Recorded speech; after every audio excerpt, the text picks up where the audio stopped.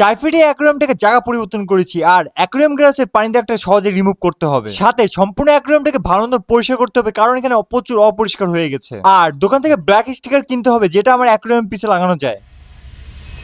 সবার প্রথমে অ্যাকুয়ারিয়ামের চারপাশে সবকিছু ছড়িয়ে নিয়েছি, লাইট থেকে শুরু হয়ে মাল্টিপ্যাক পর্যন্ত। তারপর আমি এবং আমার ভাই মিলে অ্যাকুয়ারিয়ামটাকে ছড়িয়ে নিয়েছি জায়গা থেকে। এই ভারী অ্যাকুয়ারিয়ামটা উঠানো অনেক কষ্টকর হয়েছে কারণ এটা গ্লাসের আর একবারও বাড়ি খেলে ভেঙে যেতে পারে। সুন্দর করে অ্যাকুয়ারিয়ামটা বারান্দার মধ্যে নিয়ে এনেছি আর এটা আমাদের অ্যাকুয়ারিয়াম রুম হবে। আমি আমার অ্যাকুয়ারিয়াম রুমটা এইভাবে তৈরি করবো। আর আপনারা জান এটা আরো কিভাবে পরিবর্তন করা যায় আপনি বলতে পারেন। 4 ফিট অ্যাকুয়ারিয়ামের উপরে অনেক দাগ এবং ময়লা রয়েছে যেটা পরিষ্কার করতে আমার অনেক কষ্ট করতে হবে। আপনারা দেখতেই পারছেন পানি দেখার কারণে ঘোলা হয়ে গেছে গ্লাসটা। তারপর শুকনা কাপড় দিয়ে সম্পূর্ণ জায়গা পরিষ্কার করেছি ময়লা না থাকে। আর গ্লাসের উপরে যে দাগগুলো রয়েছে সেটা আমি একটা মাধ্যমে উঠানোর চেষ্টা করবো আর মাধ্যমটা হলো হারপিক। একজন বলেছিল হারপিকের মাধ্যমে ভালো মতো দাগটি উঠে যায়, কিন্তু আমি জানি না, একবার ট্রাই করে দেখতেই পারি। হারপিক ব্যবহার করার জন্য আমি কোনো ধরনের পানি ব্যবহার করি। হারপিক দেওয়ার সাথে সাথে ভালো মতো ডলে নিয়েছি। ডলার শেষ হওয়ার পর আমি আস্তে করে স্প্রে বোতলে পানি দিয়ে আবার ডলা শুরু করেছি কারণ এটা ভালো মতো পরিষ্কার করতে হবে। আর আপনারা দেখতেই পাচ্ছেন এই ফোমের অংশের মধ্যে কোনো স্কেচ পড়ে না গ্লাসের উপর, এই জন্য আরামসে পরিষ্কার করা যায়। তারপর মুছার পর দেখতেছি গ্লাসটা ক্লিন হয়ে গেছে, এই জন্য আমি পুরো অ্যাকুয়ারিয়ামটাকে হারপিক দিয়ে ধুবো। হারপিক ব্যবহার করার সাথে সাথে আমি ভালো মতো ডলে নিয়েছি। ডলার আধা ঘন্টা পরই যে পানি ব্যবহার করেছি কারণ এটা না ডলি সুন্দর করে আপনাদের এই অ্যাকুয়ারিয়াম থেকে ময়লা না উঠতে পারে। পানি ব্যবহার করার পর আবার ডলে নিয়েছি কারণ আমি আশা করি এই জায়গাটা পরিষ্কার হয়ে যাবে। ফোমের মাধ্যমে সব পানিগুলো বের করার সাথে সাথে আমি শুকনো কাপড় দিয়ে একটি পরিষ্কার করার ব্যবস্থা করেছিলাম। এই কাজটা শেষ করতে 2 ঘন্টার মতো সময় লেগেছিল।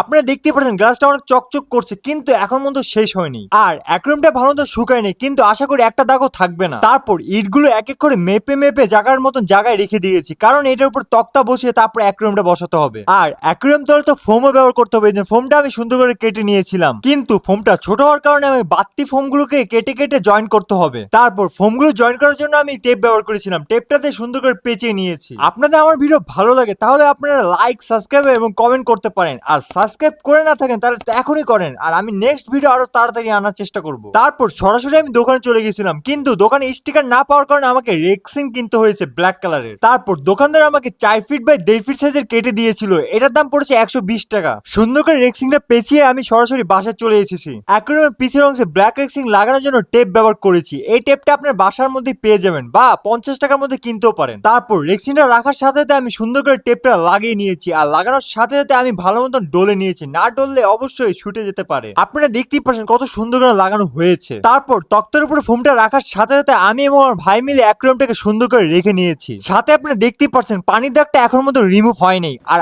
হারপিক একদমই কাজ করে না। আপনারা যারা যারা বলেন হারপিকের মাধ্যমে দাগ উঠানো সম্ভব, এটা একদম মিথ্যা কথা। এছাড়া একটা অপশন আছে যেটা হলো ব্লেডের মাধ্যমে পরিষ্কার করা। আর কালো করে যে তক্তাটা সামনে রাখার পর দেখতেই পাচ্ছেন কত সুন্দর লাগছে আর এটা এত সুন্দর করে সাজাবো দেখার মতন হবে। আর পরের ভিডিওতে এইটাই ট্রাই করবো এটা সুন্দর করে সাজানোর জন্য। আর আপনারা যারা যারা এখন পর্যন্ত আমার পূর্বের ভিডিও দেখেননি তাড়াতাড়ি দেখে নেন কারণ এই ভিডিওটার পর আরো সুন্দর সুন্দর ভিডিও আসবে। আর রাতের বেলার মধ্যে আমি পানিটা ফিল আপ করে রেখেছি, 1 সপ্তাহ পর আমি দেখবো কি অবস্থা হয়। পরের ভিডিওতে আপনি জানতে পারবেন কি কি হয়েছে। এখানে ভিডিও শেষ করি, আল্লাহ হাফেজ।